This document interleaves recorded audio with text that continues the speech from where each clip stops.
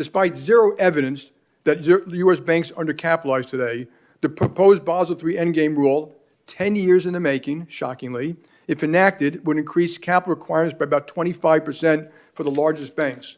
None of these proposed changes, by the way, would have effectively prevented the Silicon Valley bank failure. The rule would have predictable and harmful outcomes to the economy, markets, business of all sizes, and American households in ways the Federal Reserve has not studied, contemplated, or shared. Mortgages and small business loans would be more expensive and harder to access, particularly for low to moderate income borrowers, as costs for originating and securitizing loans rise. Savings for retirement or college will yield lower returns as costs rise for asset managers, money market funds, and pension funds. Government infrastructure projects will become more expensive as capital requirements for market activities will more than double, translating to higher costs to build hospitals, bridges, and roads. From beverage companies that need to manage aluminum costs to farms that need to protect against environmental risks, if the cost of hedging these risks increases, everything from a can of soda to meat products will be impacted. Ironically, a proposal meant to mitigate risk will actually increase risk.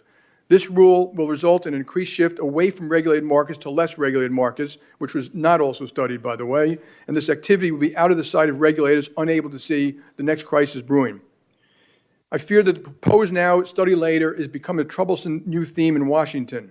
There have been a number of consumer-focused products, caps and late fees or interest rates, cuts to debit interchange, to name a few, where virtually no economic analysis has been performed to determine the individual or collective impact of these rules in consumers, small businesses, lower-income families, markets, or the economy.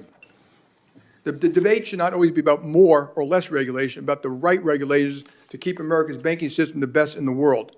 I urge lawmakers and regulators to be thoughtful about the effect of arbitrary and unstudied regulatory proposals and their cumulative impact on the economy. Good regulations and good regulators are critical to maintain the strength of our banking system. Our nation should give thanks to Chairman Powell and Secretary Yellen for their tremendous work through some complicated economic times, including their work on sanctions following Russia's invasion of Ukraine and the steps they took during the regional bank turmoil this spring. These are excellent examples of how regulators working with the industry, collaboratively, sharing information transparently, can protect the financial system and the country.